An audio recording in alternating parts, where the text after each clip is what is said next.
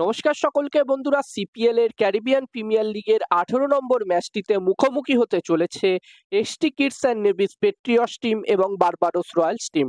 এবং আজকের এই ভিডিওতেই 18 নম্বর ম্যাচটি টস প্রেডিকশন ম্যাচ প্রেডিকশন এই ভিডিওতে তোমাদের সাথে শেয়ার করব। তোমরা ভিডিওটাকে স্কিপ করো না। প্রতিটা ভিডিওর মতোই আমার প্রতিটা ভিডিওর মতোই এই ভিডিওটা একদমই ছোট্ট ভিডিও হবে, তোমরা স্কিপ করো না, পুরো ভিডিওটা দেখো। আর ছোট্ট ভিডিওটা ভালো লাগলে অবশ্যই একটা লাইক করো। আর বন্ধুরা, আমি চেষ্টা করব এই সিপিএল এর বাকি প্রতিটা ম্যাচের আপডেট, টস প্রেডিকশন ম্যাচ প্রেডিকশনের ভিডিও আপলোড করার।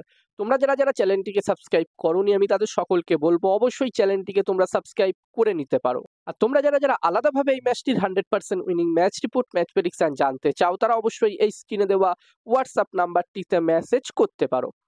যেখানে বন্ধুরা এই 18 নম্বর ম্যাচটির জন্য S T Kitts and Nevis Patriots team এবং বারবাডোস রয়্যালস টিমের মধ্যে প্রথম ইনিংসে একটি ভালো টোটালের কথা বললে বন্ধুরা, এই ম্যাচটি হতে চলেছে বারবাডোসে এবং এই ম্যাচটির জন্য প্রথম ইনিংসে এখানে 190 থেকে 200-র মধ্যে যদি টোটাল হয় তাহলে একটি ভালো টোটাল হতে পারে। এবার দেখার বিষয় থাকবে কি হয়। আর বন্ধুরা, যেখানে এই মুহূর্তে যদি আমি বারবাডোস রয়্যালস এবং S T Kitts and Nevis Patriots এই দুটি টিমের ব্যাপারে কথা বলি, তো যেখানে বারবাডোস রয়্যালস টিম এখনো পর্যন্ত 5টা ম্যাচ তারা খেলেছে, যার মধ্যে তারা একটি মাত্র ম্যাচ হেরেছে, বাকি 4টে ম্যাচ তারা জিতেছে। এবং বারবাডোস রয়্যালস টিম এই মুহূর্তে পয়েন্টস টেবিলসের একদম টপে 1 নম্বর পজিশনে আছে।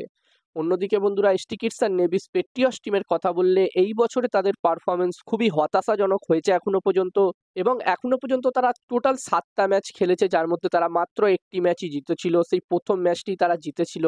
বাকি 6টা ম্যাচ কিন্তু তারা হেরেছে। এবং এই মুহূর্তে ST Kitts and Nevis Patriots team points টেবিলসের একদম নিচে 6 নম্বর পজিশনে আছে।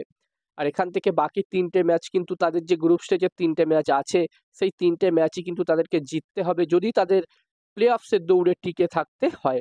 আর বন্ধুরা, যেখানে বারবাডোস রয়্যালস এবং S T Kitts and Nevis Patriots টিমের মধ্যে 9 নম্বর ম্যাচটি হয়েছিল এই বছরের সিপিএলে, এটা তাদের দ্বিতীয় ম্যাচ হতে চলেছে এই বছরের সিপিএলে।